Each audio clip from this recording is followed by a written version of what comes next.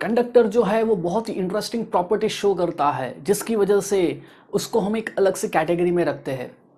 आज का जो हमारा टॉपिक है वो है प्रॉपर्टीज ऑफ द कंडक्टर और you can say it is the electrostatics of the conductor. Hello students, मैं हूं Hitendra Gohil. Welcome to my channel Anand physics. On the basis of electrical properties हम जो है मटेरियल को दो कैटेगरी में डिवाइड करते हैं। एक जो है वो है कंडक्टर्स, सेकंड है वो है इंसुलेटर। ओके, कंडक्टर क्या होता है कि ये मटेरियल वो होते हैं जो इजीली चार्ज के फ्लो को अलाउ करते हैं। ओके, जिसमें चार्ज का फ्लो इजीली पॉसिबल है। जो इंसुलेटर्स होते हैं इनमें चार्ज क्या होता है, बाइंडेड होता है। ओके, तो उसकी वजह से क्या होता है ना, चार्ज का फ्लो पॉसिबल नहीं होता इंसुलेटर में। जैसे फॉर एग्जांपल रबर है, प्लास्टिक है, सिरामिक है, this are very good insulators. Conductors generally जो मेटल्स होते हैं ना, this are very good conductors of electricity. Copper है, सिल्वर, गोल्ड, ये जो होते हैं this are very good conductors of electricity. Okay, अब इनकी ऐसी कौन सी प्रॉपर्टीज है जिसकी वजह से इसमें ये कंडक्टिविटी जो अराइज होती है। ओके, जो कंडक्टर्स होते हैं उसमें जो आउटर मोस्ट इलेक्ट्रॉन्स होते हैं जिसको हम बोलते हैं वैलेंस इलेक्ट्रॉन्स, वो फ्री होते हैं। बिकॉज जो मेटल्स होते हैं जनरली उनकी टेंडेंसी क्या होती है, इलेक्ट्रॉन्स देने की होती है, क्योंकि उनके आउटर मोस्ट शेल में जनरली 1, 2 या 3 इलेक्ट्रॉन्स होते हैं। तो उनकी टेंडेंसी क्या होती है कि वो इजीली इलेक्ट्रॉन्स लूज करते हैं, जिनकी वजह से जो आउटर मोस्ट इलेक्ट्रॉन्स जो होते हैं ना, जिसको हम बोलते हैं वैलेंस इलेक्ट्रॉन्स, ये फ्री होते हैं। ओके, ये या तो फ्री होते हैं या तो कुछ कुछ मटेरियल्स में क्या होते हैं, दे आर ऑलमोस्ट फ्री। थोड़ी सी अगर एनर्जी मिल जाती है ना तो इलेक्ट्रॉन्स फ्री हो जाते हैं। अब ये फ्री इलेक्ट्रॉन्स है ना, अगर इनको हम यहाँ पे अगर पोटेंशियल डिफरेंस अप्लाई करें या इलेक्ट्रिक फील्ड एक्सटर्नल, तो ये क्या करेंगे, इजिली मूवमेंट इनका पॉसिबल है। ओके, जिनकी वजह से क्या होता है कि ये करंट के फ्लो को अलाउ करते हैं। ठीक है, जिसको हम बोलते हैं flow of charge easily possible है। That is because of the free charge present in the conductors. Insulators में क्या होता है कि जो आउटर मोस्ट चार्ज होता है ना, outer most charge valence electrons जो होते हैं वो बाइंडेड होते हैं, मतलब ये फ्री नहीं है। तो अगर हम यहां पे एक्सटर्नल फील्ड भी दे तो ये इलेक्ट्रॉन्स जो है वो अपनी जगह से मूव नहीं करेंगे, जिनकी वजह से इंसुलेटर में चार्ज का फ्लो जो है वो पॉसिबल नहीं है। अब जब ये कंडक्टर्स है वो कुछ प्रॉपर्टीज जो है वो हमेशा फॉलो करता है अंडर स्टैटिक कंडीशन, जिसको हम बोलते हैं इलेक्ट्रोस्टैटिक्स ऑफ द कंडक्टर्स। वो क्या है, लेट्स सी। जो फर्स्ट प्रॉपर्टी है कंडक्टर की, कि उसके अंदर, कंडक्टर के अंदर हमेशा जो स्टैटिक कंडीशन में फील्ड वो होती है that is always zero. Okay, so first property है electric field inside a conductor is always zero. Okay, ये हमेशा जीरो होती है, ये फील्ड एग्जिस्ट नहीं कर सकती अंदर। उसके पीछे रीजन क्या है, देखिए कि जैसे ये कंडक्टर है, अब कंडक्टर में क्या होता है, बहुत सारे फ्री चार्ज कैरियर्स होते हैं। अब ये चार्ज कैरियर्स जो है, ठीक है, ये जो फ्री चार्ज है उनके ऊपर अगर कोई से भी डायरेक्शन में फोर्स लगेगा, और वो फोर्स कब लगेगा, जब यहां पे इलेक्ट्रिक फील्ड होगी तो। अब उनके ऊपर अगर कोई से भी डायरेक्शन में फोर्स लगेगा तो वो मूव करना स्टार्ट कर देंगे, और मूव करना स्टार्ट कर देंगे तो उनसे प्रोड्यूस होगा इलेक्ट्रिक करंट। ओके, हम जो यहाँ पे पढ़ रहे हैं इलेक्ट्रोस्टैटिक्स, मतलब जो चार्ज है वो रेस्ट पे है। ओके, जो चार्ज है कंडक्टर के अंदर का वो रेस्ट पे है। अब वो रेस्ट पे एक ही कंडीशन में पॉसिबल है, जब उनके ऊपर नेट फोर्स जो है वो जीरो हो। और फोर्स कब जीरो होगा, जब इलेक्ट्रिक फील्ड जो है वो जीरो होगी। ओके, तो स्टैटिक कंडीशन में हम बोल सकते हैं कि जो इलेक्ट्रिक फील्ड है वो कंडक्टर के अंदर क्या होती है, जीरो होती है। तो उसके पीछे रीजन क्या है, if electric field is present inside conductor, then the free charge of conductor will experience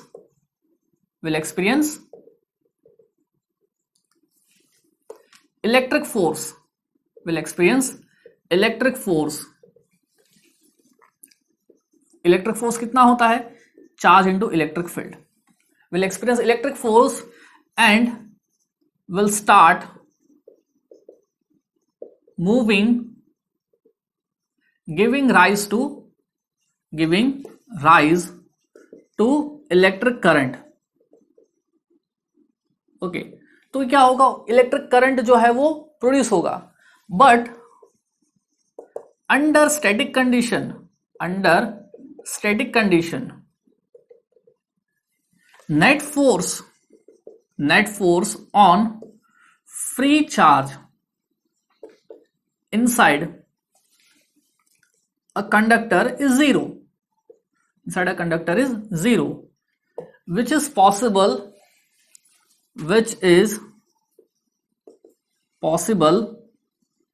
only when electric field is zero. Electric field is zero, तभी पॉसिबल है।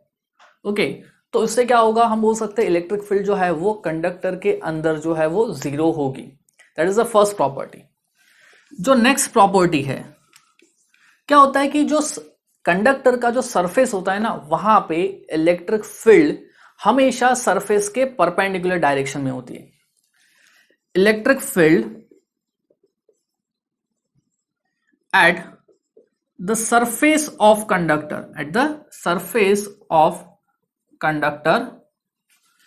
is always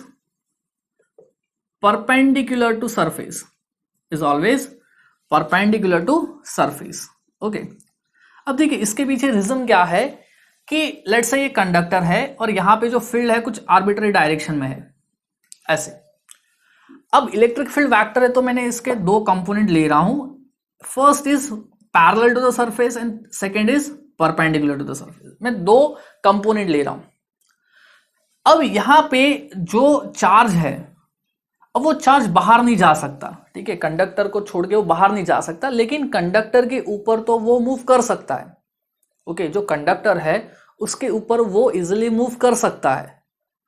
और अगर यहां पे इलेक्ट्रिक फील्ड जो है अलोंग द सरफेस अगर exist करती है तो उसके ऊपर फोर्स लगेगा और जो है सरफेस के ऊपर चार्ज फ्लो हो जाएगा। और चार्ज फ्लो होने से करंट प्रोड्यूस होगा। ओके, तो स्टैटिक कंडीशन में हम बोल सकते हैं कि करंट फ्लो नहीं होगा।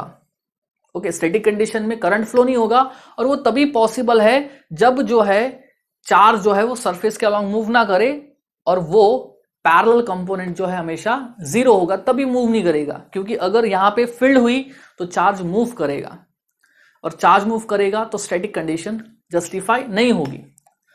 तो मैं बोलूंगा कि if there is component of electric field, if there is a component of electric field which is along the surface, then charge will experience electric force along the surface,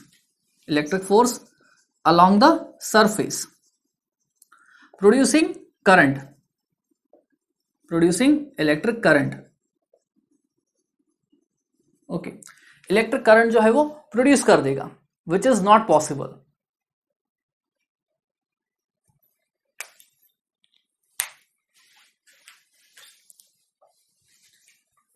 okay, अब electric current produce करेगा वो possible नहीं है। Okay, तो static condition में charge move नहीं करेगा, तो मैं बोल सकता हूं under static condition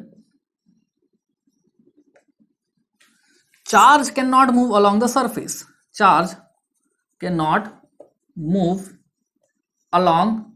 surface, okay, which is possible only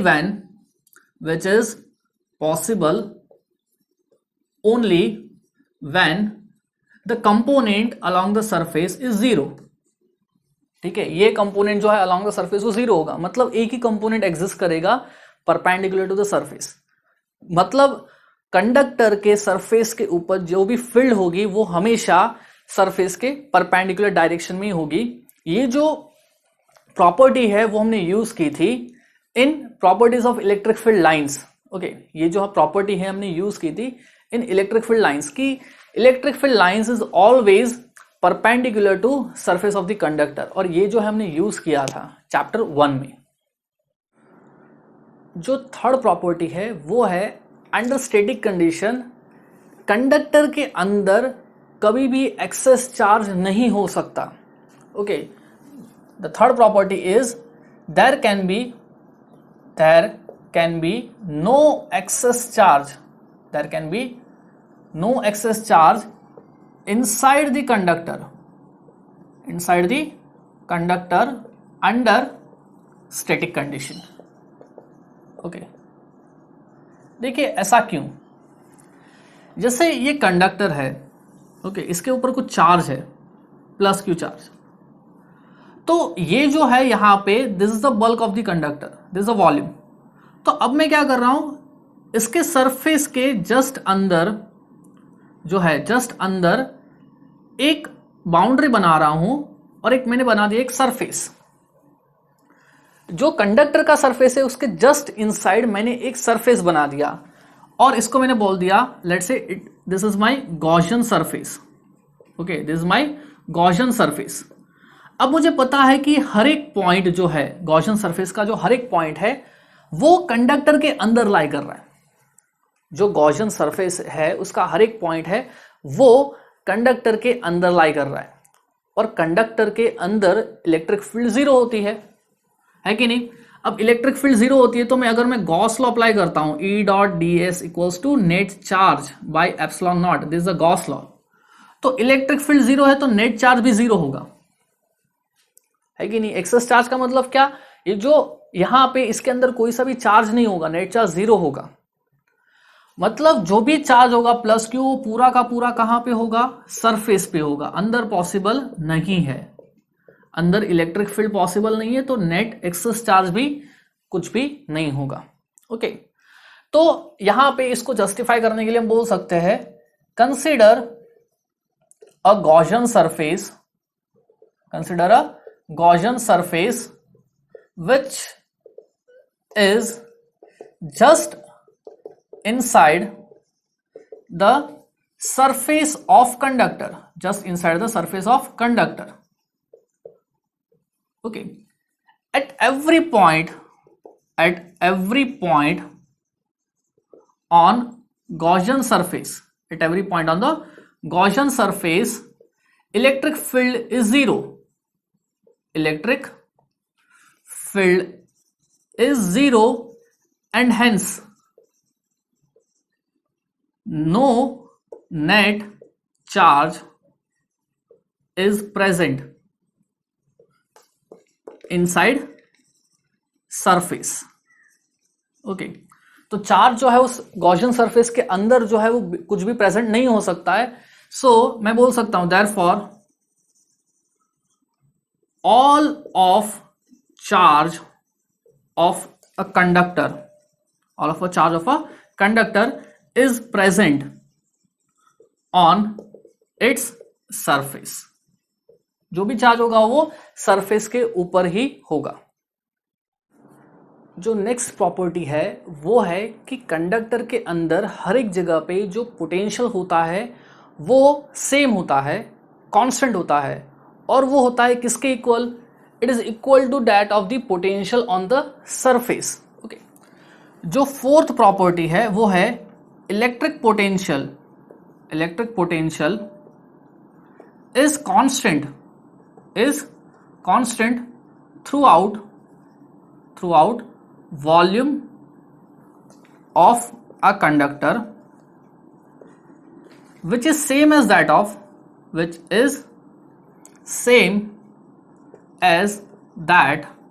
on the surface।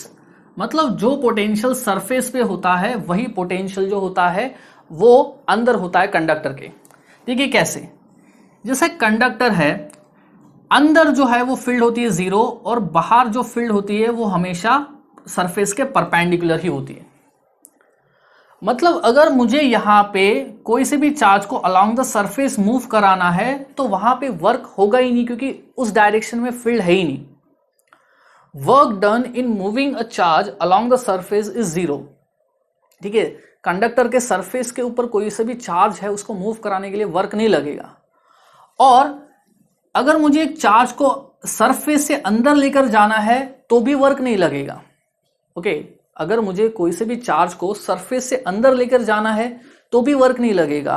The reason is electric field inside the conductor is also zero.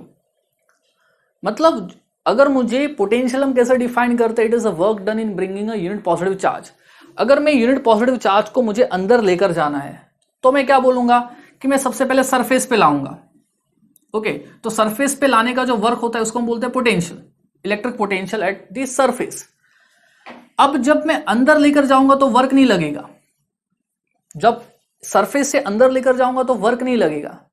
मतलब अगर मैं इंफिनिटी से कोई से भी चार्ज को अंदर लेकर जाना है तो वर्क कितना लगेगा, सिर्फ सरफेस पे लाने के लिए लगेगा v.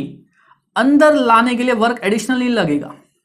ओके, तो मैं बोल सकता हूं अगर मुझे इंफिनिटी से अंदर कोई से भी चार्ज को लाना है तो सरफेस पे लाने में और अंदर लाने में वर्क सेम लगेगा, तो पोटेंशियल भी क्या होगा, सेम होगा. ओके, तो हम बोल सकते हैं कि electric potential is same throughout the volume of the conductor which is same as that on the surface. मैं बोल सकता हूं, इसको जस्टिफाई कैसे करेंगे, since there is no component, there is no component of electric field along the surface, no work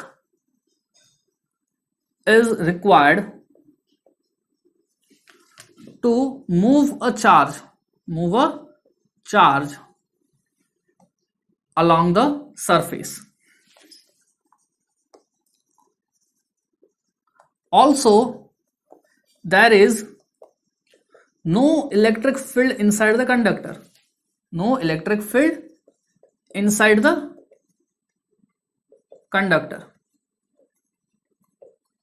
So according to definition of potential difference,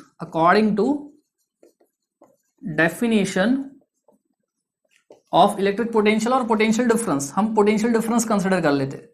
definition of potential difference, जैसे मैं यहां पे इस पॉइंट को मैं बोल देता हूं A, इसको मैं बोल देता हूं B, तो A से B तक अंदर जो है फील्ड जीरो है. मैं बोल सकता हूं ना VB minus VA it is equals to minus E dot DR. Electric field zero है तो जीरो होगा. तो मैं बोल सकता हूं कि VB इक्वल्स टू VA. मतलब यहां पे इलेक्ट्रिक फील्ड जीरो है तो पोटेंशियल डिफरेंस भी जीरो होगा, तो A और B का पोटेंशियल सेम होगा. A जो है वो सरफेस पे, B अंदर है, तो हम बोल सकते हैं potential at every point inside the volume of the conductor is same as that on the surface. This is the proof. जो नेक्स्ट प्रॉपर्टी है कंडक्टर की वो क्या है कि कंडक्टर के सरफेस पे जो इलेक्ट्रिक फील्ड होती है वो हमेशा परपेंडिकुलर डायरेक्शन में होती है. और कोई भी जगह पे जो इलेक्ट्रिक फील्ड की वैल्यू होती है it is given by sigma by epsilon naught into n cap, where n cap it is the normal direction perpendicular to the surface of the conductor. जैसे यहाँ पे सरफेस है तो सरफेस से normal direction में इतनी फील्ड हमेशा present होती है. Where sigma it is the local surface charge density, sigma यहाँ की सरफेस चार्ज डेंसिटी है. ओके, तो ये फील्ड देखिए कैसे आती है. जिससे मैं क्या कर रहा हूं, यहां पे एक छोटा सा गॉसियन सरफेस बना रहा हूं सिलिंड्रिकल. ओके, यहां पे मैं एक छोटा सा सिलिंड्रिकल गॉसियन सरफेस बना रहा हूं और इसी पार्ट को एनलार्ज करके मैंने कुछ ऐसा यहां पे बना दिया. इसी पार्ट को मैंने एनलार्ज करके यहां पे बना दिया. ये जो है कंडक्टर के अंदर वाला पार्ट है और ये जो है वो बाहर वाला पार्ट है. एंड इलेक्ट्रिक फील्ड अंदर जो है वो जीरो होगी, है कि नहीं. इलेक्ट्रिक फील्ड अंदर जो है वो जीरो होगी और यहां पे इस पर्टिकुलर रीजन में चार्ज डेंसिटी जो है लेट्स से वो है सिग्मा. इस पर्टिकुलर रीजन में मैंने जो है इतने पार्ट को मैग्नीफाई करके यहां पे बना दिया और ये जो है मेरा है Gaussian surface. This is my Gaussian surface. तो यहाँ पे अगर आप देखेंगे तो इलेक्ट्रिक फील्ड जो है सरफेस के हमेशा परपेंडिकुलर होती है, तो यहाँ पे कुछ इलेक्ट्रिक फील्ड होगी ई। और ये जो गॉसियन सरफेस कैसा है, बहुत ही छोटा है, it is just outside the conductor and just inside the conductor. ये जो सेपरेशन है ना, इट इज वेरी स्मॉल। हमने कोई बड़ा सा गॉसियन सरफेस नहीं बनाया, it is actually very small. तो यहां पे इलेक्ट्रिक फील्ड बाहर की तरफ होगी इस तरफ, और यहां पे इलेक्ट्रिक फील्ड कितनी होगी, 0 होगी। तो अगर मैं इस गॉसियन सरफेस में अगर गॉस लॉ अप्लाई करता हूं, तो ये गॉस लॉ क्या बोलता है, जो नेट फ्लक्स है E dot d s equals to, यहां पे नेट फ्लक्स क्या होता है, net charge by epsilon naught, ये होता है।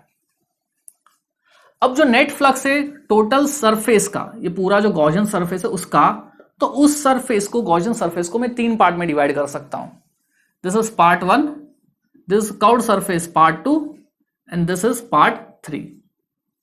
3 सरफेस में मैंने डिवाइड कर दिया, एक अंदर वाला जो सर्कुलर है, बाहर वाला सर्कुलर है, और जो सेकेंड वाला कर्व्ड सरफेस है। अब जो अंदर वाला सरफेस है यहां पे E dot d S for surface 1, तो उसमें क्या है, इलेक्ट्रिक फील्ड 0 है, तो यहां पे इलेक्ट्रिक फील्ड 0 है, तो ये वाली टर्म 0 हो जाएगी। जो सेकेंड वाला सरफेस है, कर्व्ड सरफेस, वहां पे क्या है कि उसका कुछ रीजन अंदर लाई कर रहा है जहां पे फील्ड 0 है, और उसका कुछ रीजन बाहर की तरफ लाई कर रहा है जहां पे इलेक्ट्रिक फील्ड और एरिया वेक्टर जो है ना परपेंडिकुलर है। तो आप अंदर वाले रीजन के लिए देखेंगे तो भी फ्लक्स 0 हो जाएगा, अगर बाहर वाले रीजन में देखेंगे तो इलेक्ट्रिक फील्ड और एरिया वेक्टर दोनों कैसे परपेंडिकुलर है, तो डॉट प्रोडक्ट हो जाएगा 0। तो जो सरफेस 2 है वहां पे भी क्या हो जाएगा, ये टर्म 0 हो जाएगा। जो थर्ड सरफेस है वहां पे आप देख सकते हैं इलेक्ट्रिक फील्ड और एरिया वेक्टर जो है वो दोनों एक ही डायरेक्शन में है। इसका एरिया वेक्टर जो होगा वो कैसा होगा, बाहर की तरफ होगा, इट इज आउटवर्ड नॉर्मल। तो मैं बोल सकता हूं सरफेस थर्ड के लिए electric field and area vector जो है वो सेम डायरेक्शन में पॉइंट कर रहे हैं, तो एंगल 0 है। लेट्स से ये जो एरिया है ना, ये जो एरिया है surface area of third part, इसको मैंने बोल दिया डेल्टा एस। तो यहां पे क्या हो जाएगा, E into delta S into cos 0, ये हो जाएगा। ठीक है, यहां पे ऐसा लिख सकता हूं मैं इलेक्ट्रिक फील्ड हर एक उस पार्ट के लिए ऐसा। This must be equals to net charge by epsilon not.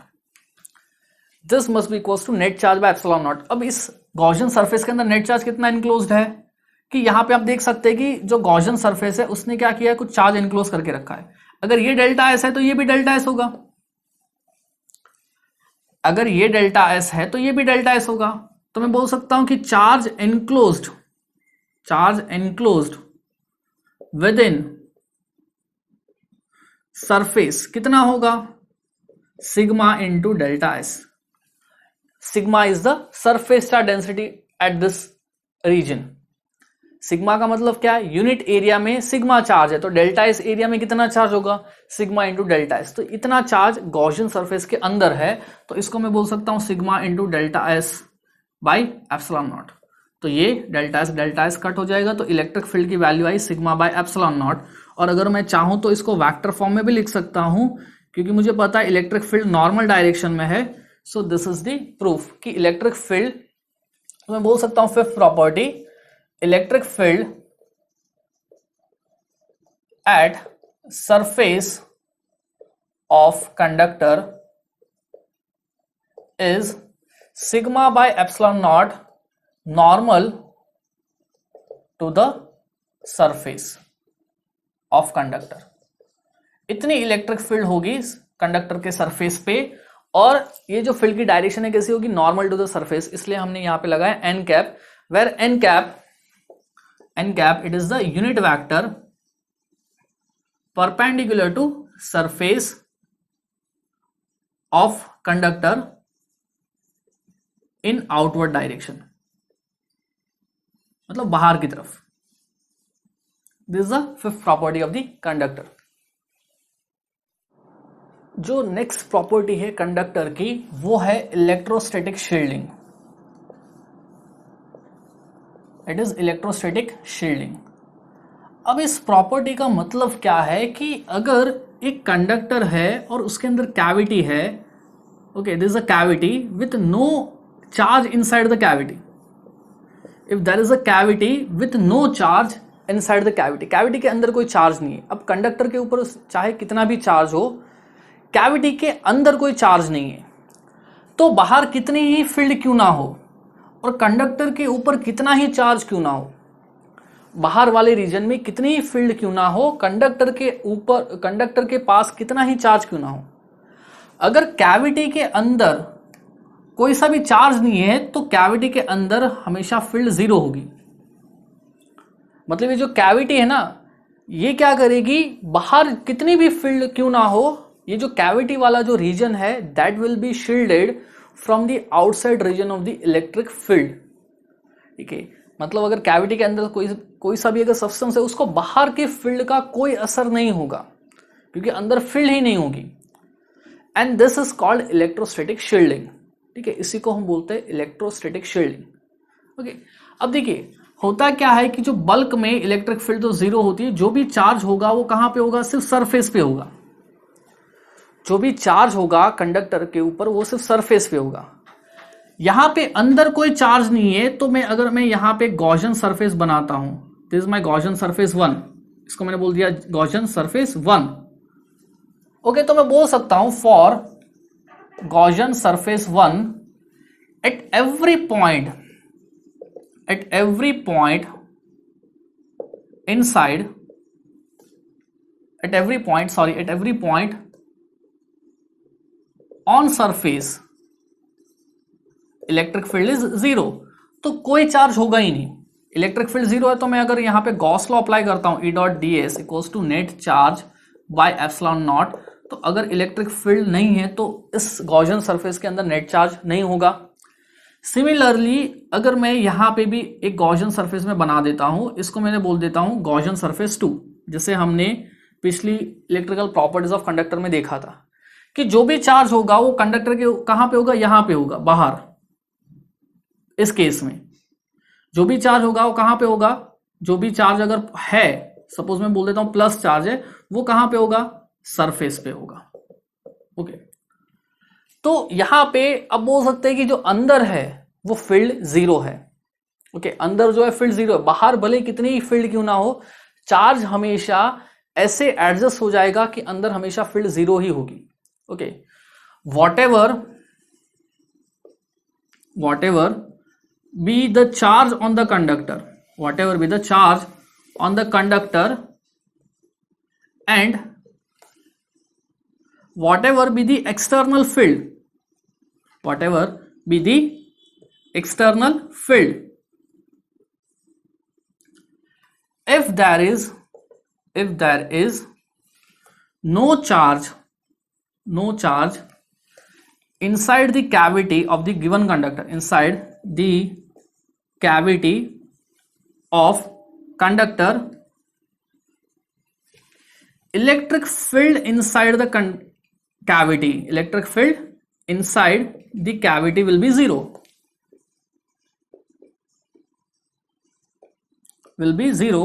hence I can say that key the region of the cavity, it is shielded from the outside influence of the electric field.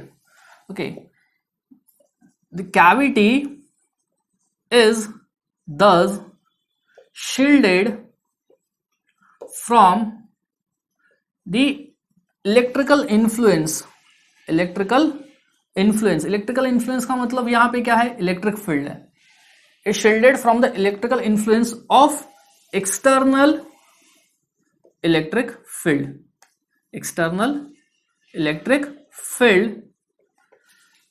which is called electrostatic shielding. Okay, it is called electrostatic shielding. हमें अगर कोई से भी चीज को या किसी human को अगर बचाना है ड्यूरिंग थंडरिंग या ऐसा कुछ स्पार्किंग ऐसा होता है, तो हम एडवाइस करते हैं कि एक मेटल के अंदर जो है वो प्रेजेंट हो, क्योंकि क्या होगा कि मेटल के अंदर अगर प्रेजेंट है तो मेटल इज अ कंडक्टर, तो उसमें क्या होगा, बाहर की फील्ड का अंदर कोई असर नहीं होगा। ठीक है, बाहर की जो फील्ड है उसका अंदर असर नहीं होगा, अंदर फील्ड हमेशा जीरो होगी। सो ड्यूरिंग लाइटनिंग जो होता है, स्ट्राइकिंग होता है स्काई में, तो हम बोल सकते हैं it is advisable to stay inside a metal. ठीक है, हम बस यहाँ पे कांटेक्ट नहीं होना चाहिए, अगर मेटल में कांटेक्ट हो गया तो वहां पे फ्लो पॉसिबल हो जाएगा, ओके अगर मैं मेटल को टच करूंगा तो वहां पे जो है चार्ज का फ्लो पॉसिबल है, लेकिन हमें टच में नहीं रहना है, हमें कैविटी के अंदर रहना है। तो क्या होगा कि बाहर की फील्ड का जो असर है वो क्या होगा, अंदर वाले रीजन में नहीं होगा, और इस इवेंट को बोलते हैं, इस फिनोमेना को बोलते हैं electrostatic shielding. Properties of the conductor है, उसको समझने के लिए एक एग्जांपल देखते हैं। जैसे दिया हुआ है, an uncharged solid conducting sphere is placed inside a uniform electric field as shown in figure. Okay, ये यूनिफॉर्म फील्ड में एक अनचार्ज कंडक्टिंग स्फीयर को प्लेस किया है। Draw the resultant electric field lines of force when sphere is placed inside the field. हमें जो है sphere जब फील्ड में रखा है उसके बाद में जो रिजल्टेंट इलेक्ट्रिक फील्ड लाइंस का पैटर्न बनेगा वो हमें शो करना है। ठीक है, अब देखिए यहाँ पे स्फीयर में क्या होता है कि वो सॉलिड कंडक्टिंग स्फीयर है। ठीक है, it is a solid conducting sphere और वो अनचार्ज स्फीयर है, इसके ऊपर नेट चार्ज 0 है। अब क्या होता है, जब भी एक कंडक्टिंग स्फीयर होता है उसके अंदर जो है फील्ड 0 होती है, और सरफेस से जो फील्ड होती है हमेशा सरफेस के परपेंडिकुलर ही होती है। ओके, जब भी हम स्फीयर को यहाँ पे इस फील्ड में रखेंगे, इसके ऊपर नेट चार्ज जो है वो 0 है। अब इस स्फीयर को जब हम फील्ड में रखेंगे तो क्या होगा, यहाँ पे फील्ड जो है इस डायरेक्शन में, तो ये डायरेक्शन में फील्ड है, तो इसका जो भी चार्ज है वो फ्री है। अब जो भी नेगेटिव चार्ज होगा वो फील्ड के अपोजिट डायरेक्शन में अट्रैक्ट होगा, और पॉजिटिव चार्ज जो है फील्ड के डायरेक्शन में अट्रैक्ट होगा। ठीक है, तो नेगेटिव चार्ज जो है इस साइड आ जाएगा, और equal and opposite positive charge जो है वो अपोजिट साइड पे आ जाएगा। ठीक है, चार्ज का रिडिस्ट्रीब्यूशन हो जाएगा। अब होगा क्या कि अंदर फील्ड हमेशा 0 होगी, और सरफेस से जो फील्ड है हमेशा कैसी होगी, परपेंडिकुलर होगी। तो पैटर्न बनेगा कुछ इस तरीके से बनेगा। ठीक है, हर एक जगह पे हमें ये एंश्योर करना है कि जो फील्ड है वो सरफेस से 90 डिग्री एंगल बना रही है। अंदर जो है ये फील्ड होती है 0। ठीक है, और यहां से फील्ड निकल के कुछ इस तरीके से जाएगी, हमेशा सरफेस से 90 डिग्री। और ये भी हमें इंश्योर करना है कि जो इलेक्ट्रिक फील्ड है नेगेटिव चार्ज पे आती है और पॉजिटिव चार्ज से जाती है। ठीक है, तो यहां पे आप देख सकते हैं कि जो प्रॉपर्टीज ऑफ द कंडक्टर है वो सेटिस्फाई हो रही है, क्योंकि ऐसे कभी भी फील्ड पॉसिबल नहीं है जो उस प्रॉपर्टीज को सेटिस्फाई ना करे। Okay, so this is the electric field lines of the sphere. ठीक है, जब उसको स्फीयर को हमने इलेक्ट्रिक फील्ड में प्लेस किया है तो कुछ ऐसे फील्ड लाइंस बनेगी। जो नेक्स्ट क्वेश्चन है based on the properties of the conductor वो है, a uncharge sphere of metal is placed in a uniform electric field produced by 2 large conducting parallel plates carrying equal and opposite charges. Which of the following represents correct line of force. एक uncharge metal sphere जो है वो 2 large plates के बीच में place किया है। ठीक है, हमें जो है रिजल्टेंट लाइंस ऑफ फोर्स है वो बताना है। जो ऑप्शन ए है उसमें कुछ ऐसा है, और यहाँ पे ये जो ऑप्शन है ना ये पॉसिबल नहीं है, क्योंकि मेटल की प्रॉपर्टी होती है कि उसकी जो इलेक्ट्रिक फील्ड है वो हमेशा सरफेस से परपेंडिकुलर ही होगी। अब यहाँ पे आप देख सकते हैं यहाँ पे कुछ टेंजेंशियल लाइंस भी है, तो दिस इज नॉट पॉसिबल। जो ऑप्शन बी है वो भी पॉसिबल नहीं है, क्योंकि यहाँ पे अंदर फील्ड जो है वो इसमें है, एक्चुअली में मेटल के अंदर उसमें अंदर जो है फील्ड होती है 0। थर्ड ऑप्शन में आप देख सकते हैं कि यहाँ पे इलेक्ट्रिक फील्ड लाइंस परपेंडिकुलर भी है सरफेस से। यहाँ पे आप देख सकते हैं कि जो लाइंस आ रही है और एक 90 डिग्री पे आ रही है, और अंदर फील्ड भी 0 है। So this may possible. Check करते हैं fourth.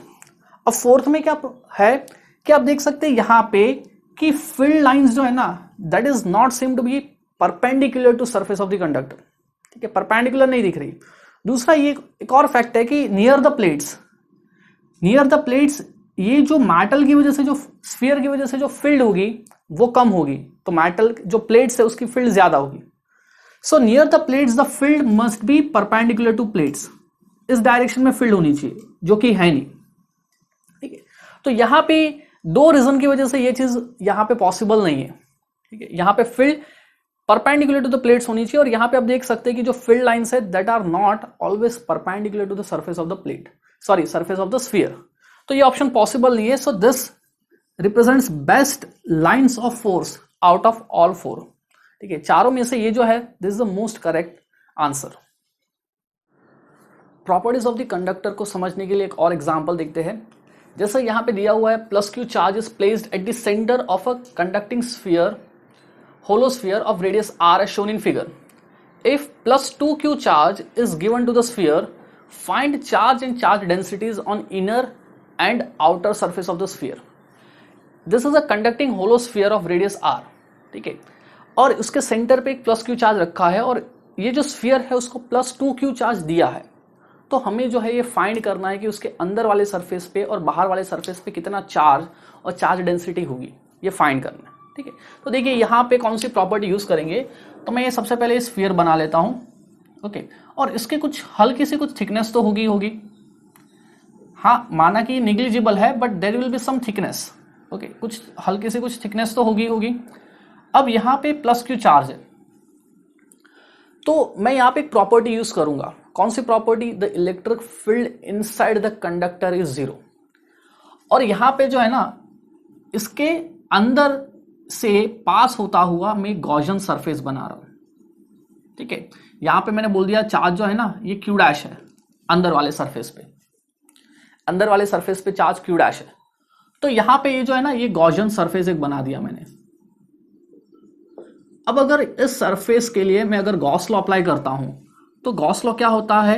The net flux is net charge by epsilon naught.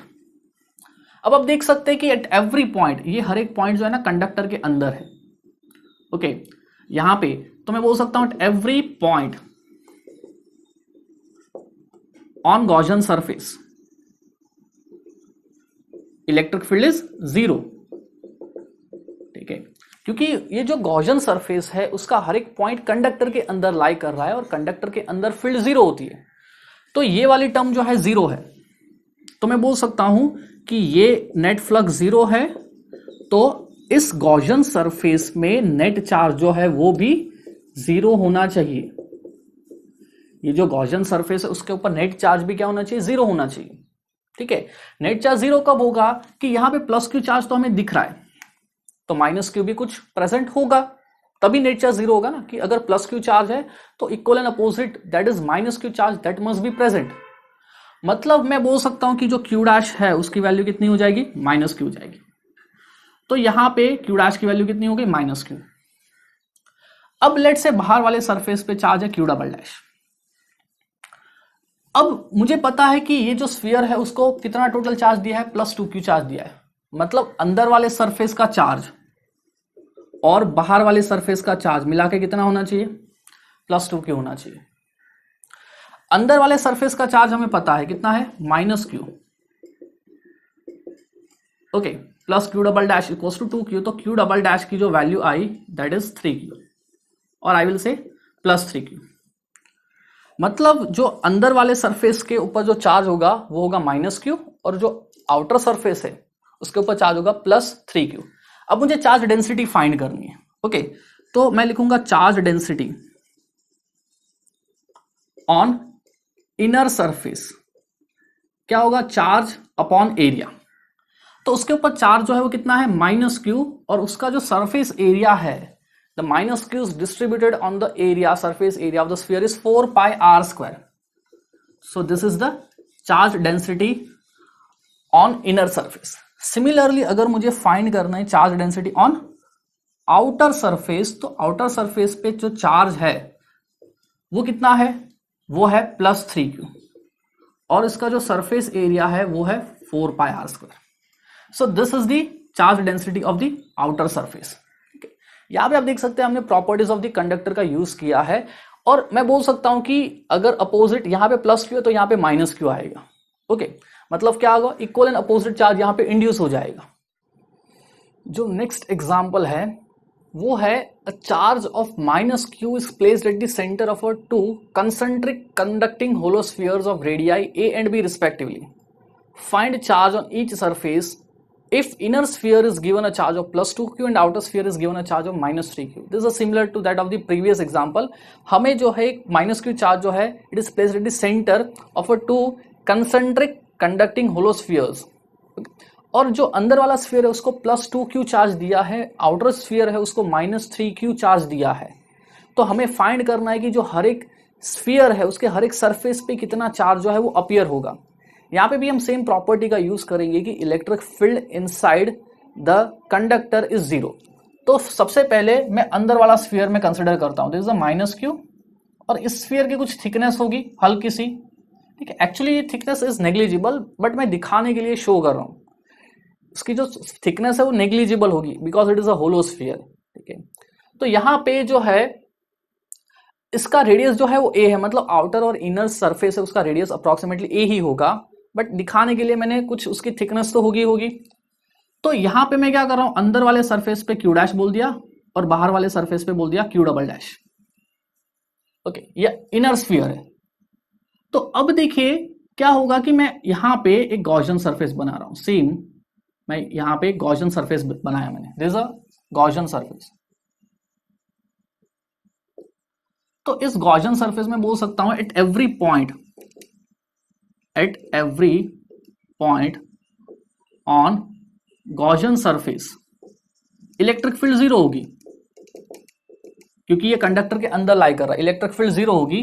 तो मैं बोल सकता हूं कि जो नेट फ्लक्स होता है ये जीरो होगा, और नेट फ्लक्स जो होता है अकॉर्डिंग टू गॉस लॉ ये होता है net charge by epsilon naught. तो मैं बोल सकता हूं कि नेट चार्ज भी जीरो होगा, मतलब कि ये जो गॉसियन सरफेस है उसके अंदर जो नेट चार्ज वो जीरो होगा, ठीक है। मतलब यहां पे मैं बोल सकता हूं कि क्यू डैश माइनस क्यू, ये इस सरफेस के अंदर टोटल चार्ज है, ये हो जाएगा जीरो। तो मैं बोल सकता हूं क्यू डैश जो है that will be equals two plus Q, ये मतलब इक्वल एंड अपोजिट चार्ज आ जाएगा। अब ये जो अंदर वाला स्फीयर है उसके ऊपर जो टोटल चार्ज है वो प्लस टू क्यू है, मतलब q dash plus q double dash equals to है plus two q. Q dash की वैल्यू है प्लस क्यू, ओके। तो q double dash equals to हो जाएगा प्लस टू क्यू, मैंने क्यू डैश की वैल्यू यहां पे सब्स्टिट्यूट कर दी, तो क्यू डबल डैश की वैल्यू आ जाएगी प्लस क्यू, ओके। मतलब आउटर सरफेस पे भी ऐसा हो जाएगा। अब मैं जो है मैं बना रहा हूं दूसरा वाला स्फीयर, ओके। यहां पे माइनस क्यू, यहां पे प्लस क्यू, यहां पे भी प्लस क्यू, और ये जो है ना ये आउटर स्फीयर है, और आउटर स्फीयर की भी है ना मैं कुछ थिकनेस शो कर रहा हूं, यहां पे हल्के से थिकनेस शो कर रहा हूं, आउटर स्फीयर की भी मैं हल्के से थिकनेस शो कर रहा हूं, और उसके अंदर मैं सेम गॉसियन सरफेस बना रहा हूं। जो प्रोसेस हमने पहले स्फीयर के लिए प्रोसीड किया वो सेम जो है यहां पे हम यूज करेंगे। इसके ऊपर चार्ज जो है मैं इसको बोल देता हूं क्यू ट्रिपल डैश और क्यू, ये ठीक है। तो अब यहां पे देख सकते हैं minus q plus q plus q और q triple dash, this are net charge enclose inside the sphere, और ये जो है हमारा गॉसियन सरफेस है, ओके। अब यहां पे गॉसियन सरफेस पे सेम चीज कि नेट फ्लक्स जो है वो जीरो होगा, क्योंकि eight every point inside the conductor electric field यहां पे हर एक पॉइंट पे जीरो होगी। तो सेम चीज E dot d s equals to q net by epsilon naught, ये जीरो होगा, ठीक है। तो अब इस जो गॉसियन सरफेस है उसके अंदर कितना चार्ज है देखिए, उसको नेट क्या होना चाहिए, जीरो होना चाहिए, मतलब minus q plus Q minus q plus Q, अंदर वाले जो स्फीयर है उसका इनर सरफेस प्लस क्यू और प्लस क्यू ट्रिपल डैश, ये मिला के जीरो होना चाहिए। तो मैं बोल सकता हूं q triple dash equals to हो जाएगा माइनस क्यू, मतलब यहां पे जो है चार्ज आएगा minus Q, inner surface of the outer sphere. अब यहां पे मैं चार्ज कंजर्वेशन लगाऊंगा, क्योंकि इस आउटर स्फीयर के ऊपर टोटल चार्ज जो है वो है माइनस थ्री क्यू, मतलब Q triple dash plus Q four dash, ये जो है ये होना चाहिए माइनस थ्री क्यू के बराबर। Q triple dash is minus q, okay. तो यहां पे क्यू फोर डैश ये आएगा माइनस टू क्यू के बराबर, okay. This is equals to minus two, मतलब जैसे ये सरफेस पे प्लस क्यू आया तो उसके अपोजिंग फेसिंग सरफेस पे माइनस क्यू आएगा, और चार्ज कंजर्वेशन लगा के हम आउटर सरफेस का चार्ज इजिली कैलकुलेट कर सकते हैं, ओके।